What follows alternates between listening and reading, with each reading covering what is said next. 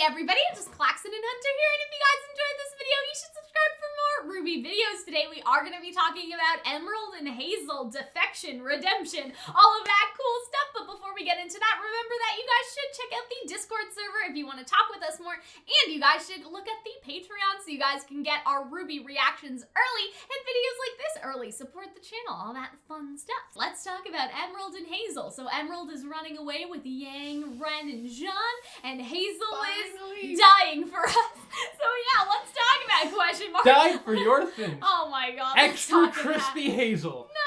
I'm so excited that this is happening because this is something that I predicted and something I've wanted for Emerald since she was introduced, and for Hazel since like Volume 5. Yes, exactly. It's been a long time coming, and I'm really happy for it. I love how they've done it. It feels very natural. It's just so good. However, I don't really, it's not clear cut. Like, I always imagined Emerald would have this really dramatic change of heart. Hazel appears to have had that change of heart. However, Hazel may have also had a change of matter, because he might just be smoke now after Osmond vaporized I was like, him. wait, where's Hunter going with this? Oh, right. Oh. So it's different. It's our thing of we were right, but it was always a little different than how we thought it was going to be. Like, Emerald doesn't, she appears to be doing this not because she had a change of heart or because she realized that she's just been gaslit by Cinder her whole life, but because she's afraid of Salem. Sure, yeah, I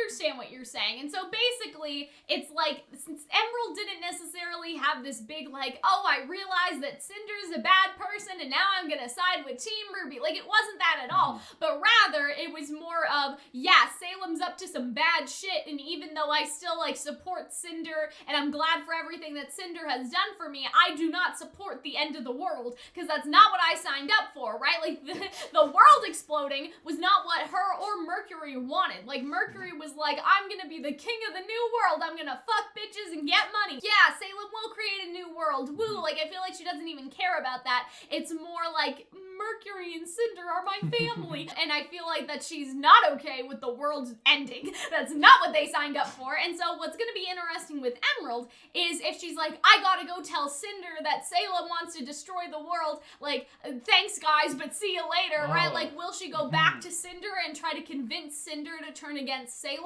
Or will she actually stay with Team RWBY because, you know, Ren, Jaune, and Yang are just like, Cinder does not give a single fuck about you. Like, you know, reiterating what Mercury has already kind of said. Like, it'll be interesting to see where Emerald's character goes in that regard. Because right now, it's like, it's not exactly clear if she'll stay with the good guys for long. She may be like, I gotta go find Cinder and tell her that, like, Salem is actually destroying the world. There's not gonna be this new world where Cinder's gonna be the queen with the, you know, all the maiden powers and everything, right? Like, it's gonna be really fascinating because, and I think that it's good though, actually, Hunter, that Emerald didn't have a, like, the big moment like we sort of thought, because I think that that's sort of unrealistic for her to just suddenly change. Like, I feel like Hazel's change comes from a place where he was always a sort of like, like, he was always sort of a little teeter-totter, right, when you think about it, right? Whereas Emerald, I think that really what's gonna happen now is that it's, you know, the enemy of my enemy. It's just like, Salem is bad, but I still think that Cinder is good, so what comes of that, right? Or at least I still have loyalty to Cinder, right? And so I feel like that where we're gonna get to next is maybe Emerald being like, well, thanks for the ride, guys. Peace. Like, I'm gonna go tell Cinder what's going on.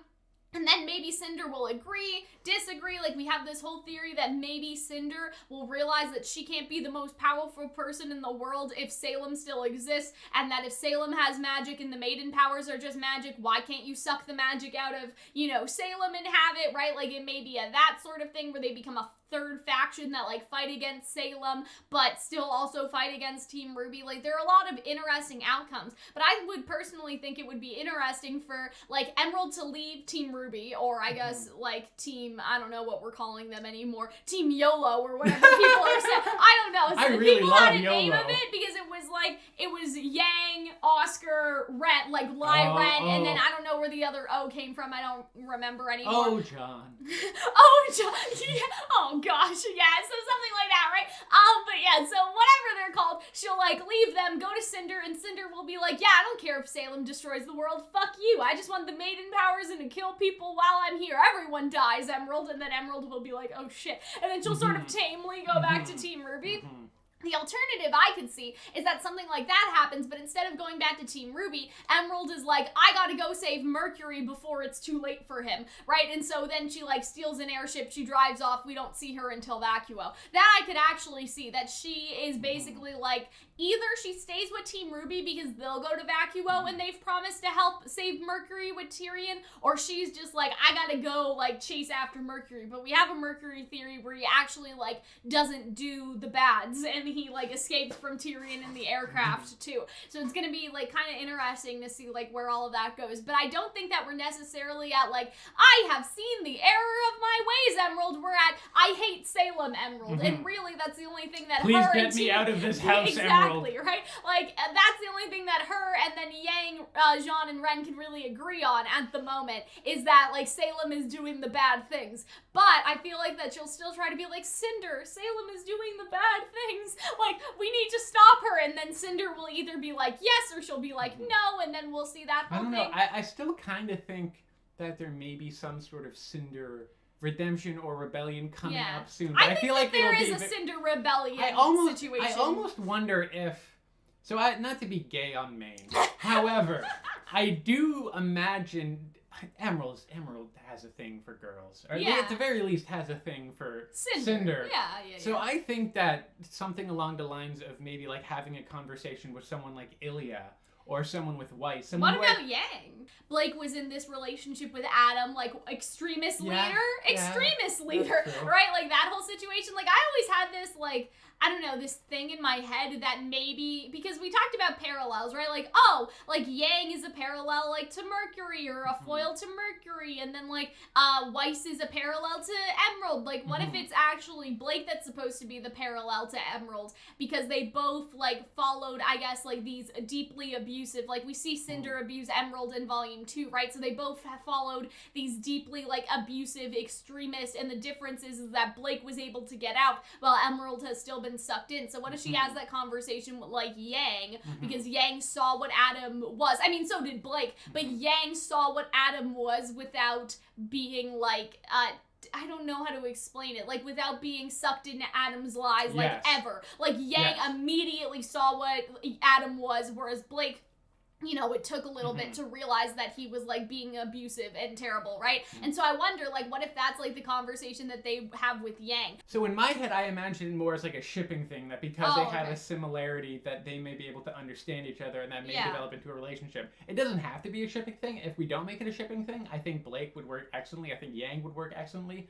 I only really went with Weiss or Ilya because both of them were once part of like pretty like immoral organizations, but learn to go above it and not to define themselves by it. Okay, so I see what you away mean. From it. So you were saying Weiss because of the Shiny Dust Company, and then Ilya because of the White Fang. Okay, that's I also where thought Ilya because if Emerald like ran away and we don't see her, like what if she then like met Ilya and Ilya like is not with the White Fang, she's running around trying to help everybody, being a huntress in her own right, and then they just meet up. Yeah. I think that could be interesting. I think that the thing is, though, Hunter, like, I don't know. I feel like the chances of Emerald having that conversation with someone who isn't in the main cast is, like, very slim, especially, like, Ilya's not going to get here anytime soon. Whereas I'm imagining that this conversation happens, like, you know, Yang, Jaune, and Ren, they're running, Emerald's running with them, and then it's just like, well, thanks, guys, I gotta go talk to Cinder, and then Yang is just like, well, what the fuck, like, why are you still doing this, Emerald? Right? Like, I thought that it would happen a bit more immediately. Like, you're still going back to Cinder even after everything, and then maybe Emerald will be like, but maybe Cinder doesn't know, and then they're just like, are you sure? And that could be interesting too, and let me tell you why, Hunter, okay? So you're shipping aside. Who is with Yang right now? Jaune, who is personally affected by Cinder's actions. Jaune. And so it would be really interesting for, I think, for Emerald to have this conversation with Yang, Ren, and Jaune, because not only does Yang have the perspective of, like, the Blake and Adam, and, like, even, like, like, the stuff with Raven and all of that stuff, not only is that a thing, but also, I feel like that Jaune and Ren are gonna sit there and be like, oh, so yeah, you really want to go back to Cinder because she killed the love of my life? Like, I feel like they could also talk to her, too, and I feel like that Ren being being more of an empathetic person now, and Jaune, like, I think always being kind of an empathetic person, like, always, right? Like, Yeah. I feel like that, you know, Yang could bring in, like, she's the just using you side that she saw with Adam. Jaune can be like...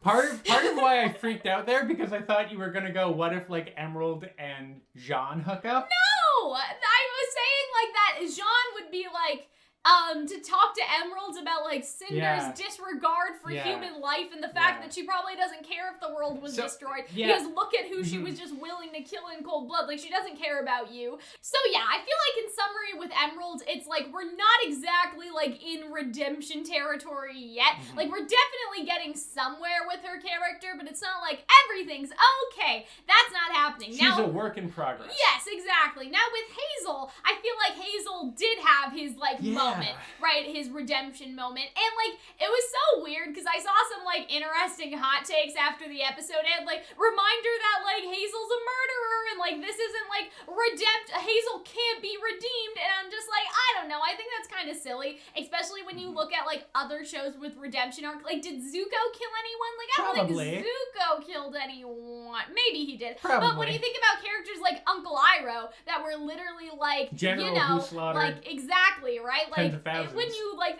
actually think about, like, characters like that, like, I think that it's silly to be like, well, Hazel can't be redeemed because he murdered. And, like, Hazel was the one that was, like, least willing to murder as well. Like, he didn't want Adam to kill Sienna. Exactly. Like, he was, like, you know, senseless blood. If we were talking about Tyrion, he's a serial killer. That's different. But I think that this was a redemption moment for Hazel. I think that it was. And I feel like that sometimes people give a pass to certain characters who have done worse. And I understand why. Like, obviously, Emerald and Mercury are still, like, kids to some extent. Like, I get it. I agree with it. I'm not disagreeing with that necessarily. But then you look at characters like Hazel, and apparently, like, he's irredeemable just because he's old. As if, like, I understand, like, oh, well, kids don't know any better, whereas adults, like, when you're an adult, you need to know better. But at the same time, like, if we're talking about Salem being, like, who she is, which is manipulative, abusive, like lying to him, like, gaslighting to a degree, right? Like, as soon as Hazel found out the truth, he was like, okay, yeah, I'm leaving. Like, that's literally all he needed was the truth, right? And so you see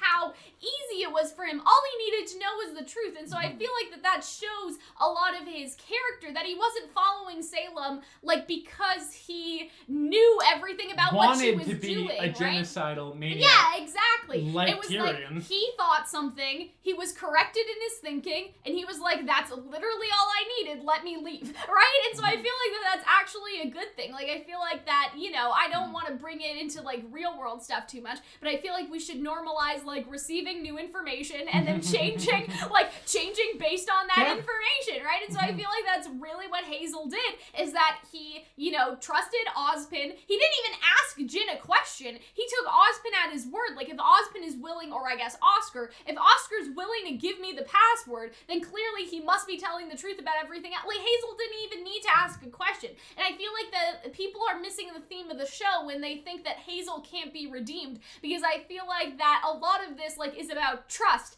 and communication, and, like, if only, like, we could sit down and communicate and understand each other, right? Like, Salem's whole thing is to divide, whereas if you actually connect and you communicate, like, you can solve a lot of, like, issues that way. And that's really, I think, what happened with Hazel. It was just a case of Salem had divided him from, I guess, like, working with Ozpin in a way. Like, I feel like that Hazel, like, under other circumstances would actually be for, like, going against Salem, because he doesn't want the destruction of the world, but he didn't know that. And so I feel like that, I don't know, it's a very heavy burden to put on Hazel, like, oh, he murdered people, and I'm like, yeah, and he also thought, like, all of these untrue things that Salem told him, right? Also, it's a TV show. Yeah, that's the other thing. He's not going to prison. This isn't a court of law. Yeah. Stop I really, it bothers me when people do that. Like, but he's murdered people. It's like, well, a lot of people have murdered people, but they're not real people. This is a show. It's one of those, like, the Lemony Snicket thing of, like, how can you expect me to write villains if I can't write Make them do, evil? like, bad things, right? Like, they do bad things, but I feel like that in like this particular case, I feel like that the entire point is that Hazel's mind was so easily changed because of the connection, because they had trust. Like, it's the whole, like, all the themes of the show, like the trust love like thing, right? Like, I feel like that is all that it took, and that's actually like a good thing. Like, think about it, okay? You have Tyrion that knows that the world is gonna be destroyed, but he's like, he doesn't give a shit. Like, that is unredeemable. Yes. Whereas Hazel, as soon as he thinks that the world is in danger, he switches his entire position, right? Like, I think that Hazel genuinely thought that, yes, like, Salem was doing the bad things, like taking down the school, all of that stuff, but ultimately, she would create a new world where there would be no more huntsmen, no more fighting against the Grimmen, no more violence. And child soldiers. Like, this perfect world with no child soldiers, right? And so, as soon as he finds out that that is not the case, he switches sides, like, pretty much, like, as soon as, like, possible, right? And he, like, has this, like, big scene where he's defending the kids and he's, like, letting the kids go. And I feel like that it was so impactful because he looks over at Emerald, and I feel like with Emerald and Mercury, like, my whole thing is that I think that Hazel was overprotected of them because he saw, like, the kids that him and Gretchen never got to be in Emerald and Mercury. And so I feel like with Emerald especially, right, he wants to give her a second chance at life, like, to escape all of this, right, to do better than, like, he did. And so I'm not saying, like, oh, Hazel's a good guy now, but he's, like, a much less worse guy, and I feel like he was always on that teeter-totter of he was the most, like, good out of all of the villains that were around anyway. Like, Watts is petty and selfish, and is probably okay with destroying the world as long as he gets to stick it to Ironwood. Tyrion's fine, right? We don't know how Cinder feels about it necessarily. Cinder's also, I think, starting to be a little more complex. Yeah. Another thing, a criticism of this episode that I saw was people thought that, I guess, Hazel's face turn was too sudden, and I didn't feel that at all. I think that we can see the roots of that way back to when he was introduced. He was always calm and level-headed and concerned and didn't want violence and thought he was doing something that occasionally necessitated violence in order to make a better world. I think he's always been a redeemable villain. And what I mean when I say, like, oh, he changed like that, I don't mean that in, like, a bad way, but I mean that as in his character was always like that. The thread was always there for him to change. He just needed that little extra push. You guys understand what I'm saying? And so I think that criticism of, oh, it came out of nowhere, but it didn't. It happened suddenly. It happened suddenly because there's been build up to this happening, like, the entire time. Like, we always knew that it wasn't really in Hazel's character to be the same as Tyrion, to want the end of the world, and all they needed to know is that Salem wants to destroy the planet, and that's pretty much going to be, you know, a big thing to convince, like, many characters not to go through with this anymore, because it's not what Salem promised. And so I feel like that it was really, I think it was a great scene for Hazel. I think that it fulfilled, like, his character arc, because that's really what they've been building towards, and we've always thought that, right? So I think that, oh, it came out of nowhere, why did he change his mind so fast? Well, when you find out that the world is being destroyed, you know, that tends to change your opinion, right? Like, I don't know, I think it's kind of silly there comes the sometimes. secondary issue of, is Hazel dead? Yeah.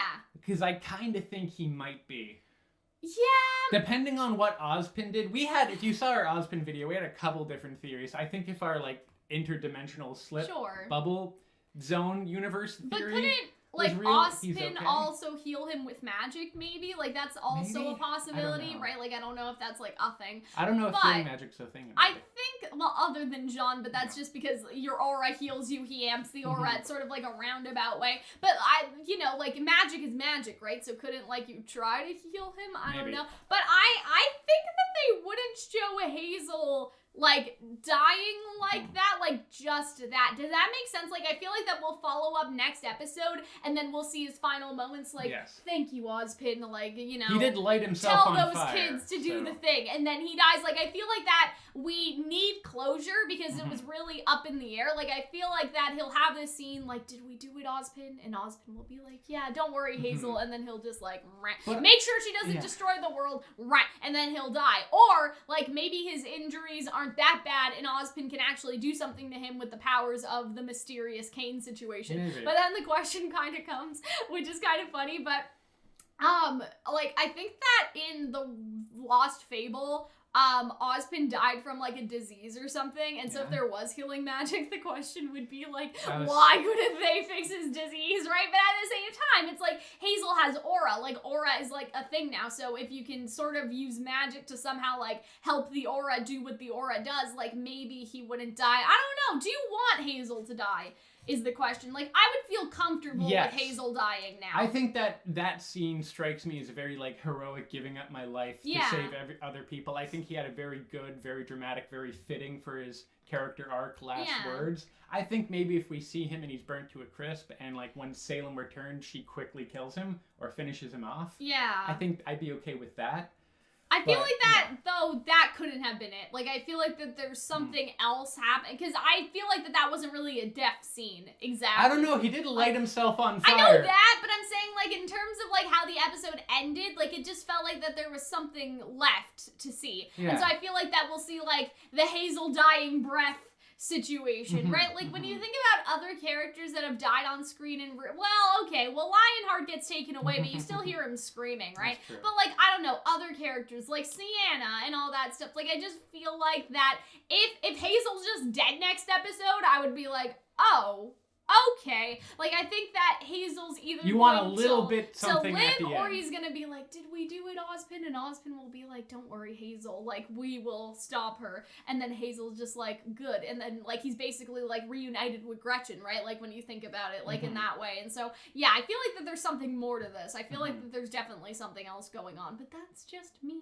I feel like we're gonna see, like, one final scene with him. I feel like that was not his last scene. Okay. It would feel kind of weird to me if it was, to be honest, because I don't... I don't know. I think it was a good last scene. I'd be okay if it was. I like the idea of a little closer. I think that would be nice. I need just a little closure. Yeah. Whether that's a line from Oscar being like, he's looking around, he doesn't see Hazel because Hazel's just disintegrated in smoke, and he's like, thank you, Hazel. And then that's how we know, right? Like, I don't know. I feel like it needs a little something after that. I think we can agree that Hazel shouldn't continue as a character, that he's sort of used up his usefulness to the plot. Because really, what would they do with him? I don't know. Just another member of the posse walking around? Would he stay in Atlas? I mean, maybe he could go save Mercury. I don't know. Right? I'm okay. I personally, I'm okay with him. If he dies, I think that was a good conclusion to his arc. As for what else he could do, like, in the future, I don't know. Like, I don't want to say not much, but at the same time, like, when I think about it, it's like, okay, well, he could, like, go after Emerald and then be like, okay, Emerald, we're gonna go get Mercury, and then we're gonna fly somewhere far, far away from here. Like, I don't know. I would be okay if he sticks around to, like, try to rebuild Mantle after the fall of Atlas near the end of the volume, and then maybe... But I think he should leave from at least, like, Salem's villain side, you know? Sure. And then probably also, like, I don't think that he should join Team RWBY or anything, right? No. Like, I think that he should be kind of done. Yeah. Yeah. And I think the best way for him to be done is for him to be terminally done, if you know what I mean. But yeah, I think he's dead. I kind of think he's dead. I'd be fine with him dying. I just think that next episode we're gonna get, like, this, like, final, like, closure on him actually being dead. And maybe Salem will say something about it, like, he really did that for this, right? In the disembodied void or whatever we said in the Ozpin video. But yeah, I think that we're pretty much done with that. So I hope that you guys enjoyed our little talk about the Hazel, Emerald, all of that situation. And yeah, I think that we're basically good to go. I hope that you guys enjoyed our talks about their defection, redemption. I thought it was a great episode. I love their character moments for them. Love that for them. I think they were really good, and I think now, like, you could probably do, like, a whole video essay about, like, Hazel's character arc and stuff, like, if it is, like, truly completed. But it'll be interesting to see what Salem does now that her numbers are dwindling, because I feel like that could be a good reason to call out the more, like, Silver-Eyed Warrior hybrid Grimm, because I feel like that may be all she has left is Grimm. Like, Tyrion's not here. Watts can't fight very well. Like, he can. He Unless Summer's still alive. Right? But I feel like that it'll be a thing where it's like, okay, well, Hazel was the muscle, so I better, like, fix this, right? Because Tyrion and Mercury are gone, so who does Salem have left? She has Cinder, a bunch of Grimm, not Neo, not Emerald, right? Probably not. And so, yeah, it's just her, Cinder, and Watts. Is that really going to be enough? And Penny, I guess. I suppose. But, like, you understand what I'm saying? Like, I feel like that we need some sort of replacement for Hazel now, and that'll probably be a Grimm. Right? So, yeah, I hope that you guys enjoyed. Maybe she Grimmifies Hazel.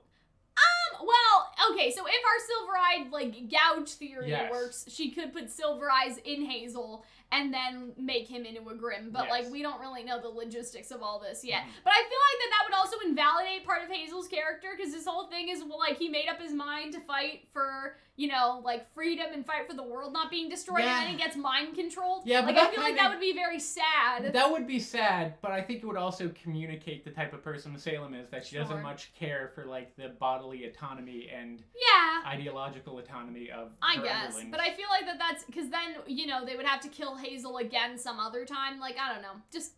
Just kill him here, I guess. Right? Or, like, I know they're killing Penny twice, so I don't understand why we can't kill Hazel twice. I don't know, but I'm looking forward to see where it goes. But anyway, I hope that you guys enjoyed. Remember to join our Discord server if you guys want to talk with us more. Check out the Patreon to get these videos early, all that stuff that I said in the beginning, and we will see you guys in the next one. Bye!